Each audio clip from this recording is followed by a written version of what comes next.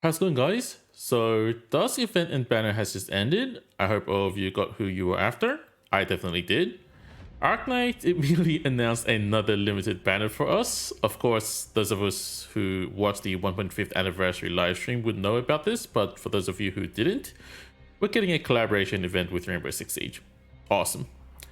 As usual, I'm here to give recommendation on whether you should pull the banner or not. But before we go into that, first I want to talk about the event and how the banner works, since it will be a bit different to all the previous limited banners we've had in the past.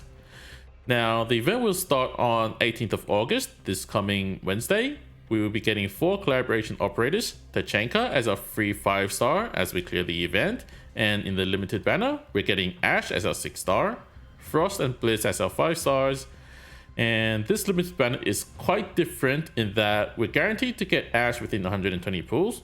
Also, after getting a rate up 5-star, so getting either Frost or Blitz, the next 5-star you pull will be guaranteed to be the other 5-star rate up operator that you don't have. So let's say you get Blitz first, then the next 5-star you pull is going to be Frost, pretty much.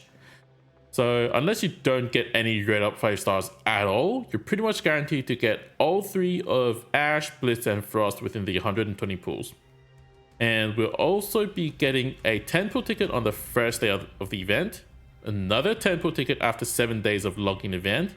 Combined, you'll only need like 100 pulls of your own pulls to finish this banner. So even though like we just finished a banner, like it's still possible, right?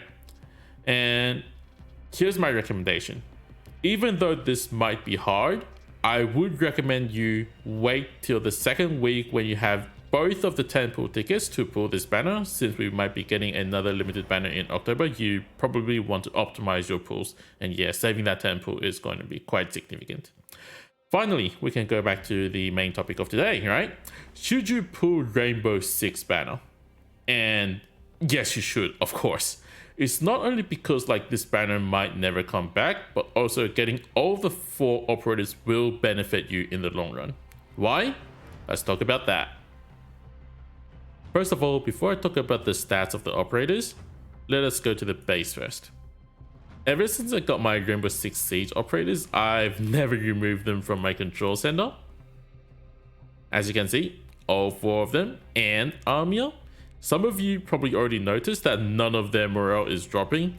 That's right. If you have all 4 of them in here, they will not lose morale, actually even recover some morale, and hence Armia can finally work 24/7 for the rest of her life. Dream come true, right? Just this effect alone will save you a lot of effort every day, you know, assigning operators to like buildings and stuff like that, and then rotate them to rest into dorm. All that hassle, you save like a bunch of them because you don't need to mess with the control center. So good. And now what most of us has been waiting for, let's talk about the operators. First, Tachanka. Tachanka, he is a guard with a gun. That's it. Then there's Frost, pretty much the same as Robin, but a lot more waifu in my opinion. And then our final 5-star, Bliss, is just, you know, another defender. Wow, he does have some good crowd control, but you know, is still a defender. At last, let's talk about Ash. Ash is a fast attack speed, single target sniper. Yes, just like Exia.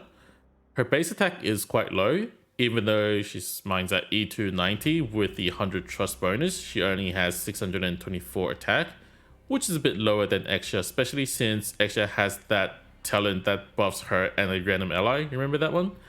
Ash's cost to deploy is also quite low, which is pretty typical of this type of operator, but it can actually be better. Now, let's take a look at her talent.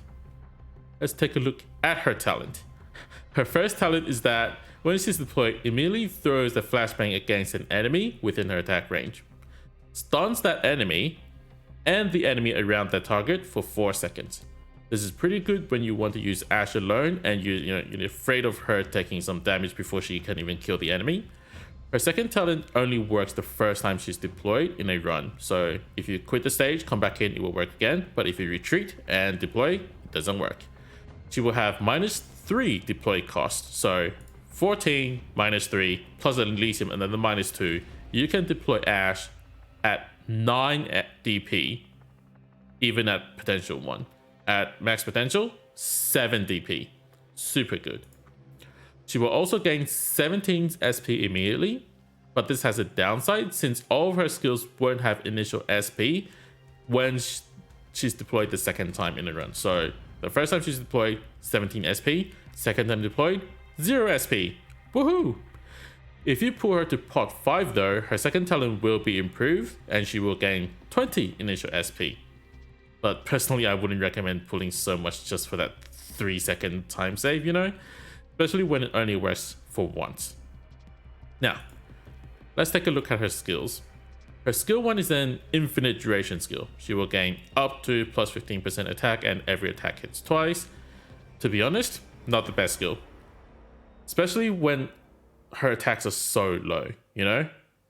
When we already have so many great operators with these type of infinite duration skills, Thorns, Blaze, Mountain, we really don't need another one that doesn't even do much damage.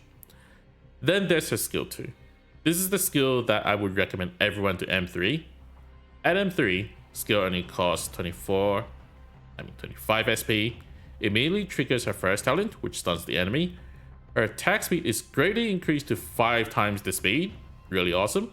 So you can think of pretty much Xia's skill 3, you know, the 5 burst. But unlike Xia's skill 3, you can actually decide when to activate the skill, and hence you won't need to plan when to deploy, you know, like, oh, I want to focus on this boss, and so I deploy Xia like 5 seconds early so I can burst the boss. None of that. You can just put her down and trigger the skill whenever you want. That makes her way more flexible to use than Xia.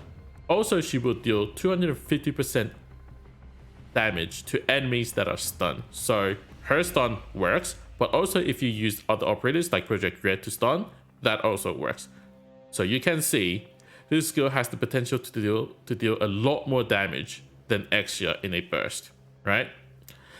This is also our first ammo-based skill. If you can see, there's like a little 31 over here. I don't know if we'll get that. I think this is like recently changed. So this skill has 31 ammo, right? And the skill will last until you've already used like all of the 31 shots. Or you can actually cancel the skill when you're done with it. And so you can let it go into cooldown when you've done, like, you've killed the elite enemy you've wanted. You're like, okay, I'm done with this. Cancel it, go to cooldown. Whereas Xia is more like, oh, she's just standing there with her skill 3 activated and there's no enemy, so the skill's just wasted. So have you guys seen that happen? I bet you have. So this feature makes the skill even more flexible. Really awesome. Finally, there's skill 3. With her skill 3, she will shoot out this pushing round that deals up to 300% damage, M3, to enemies in a straight line while pushing them with a large force.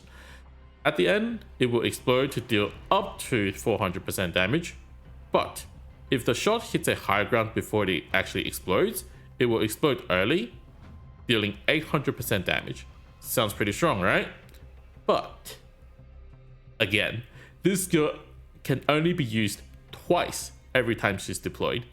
Plus 25 seconds of cooldown just for one shot makes this skill more of a toy rather than a skill you really want to rely on. So imagine this, right? You deploy her, 17 initial SP, so you charge 8 seconds, shoots once. Another 25 seconds, shoots another time. Then you have to retreat her and wait for like, what, 60 something seconds to actually deploy her again. And you start with 0 SP, so you have to wait another 25 seconds to actually use the skill. Like, or else you just don't get any skill at all. You wouldn't rely on this. So I think that's all you should know about this banner. You need to know, at least. Generally, I would recommend everyone to get at least Ashe, get her skill 2, and if possible, get all of the collaboration operators. They're worth it, like the base thing. If you find this video helpful, please give me a thumbs up,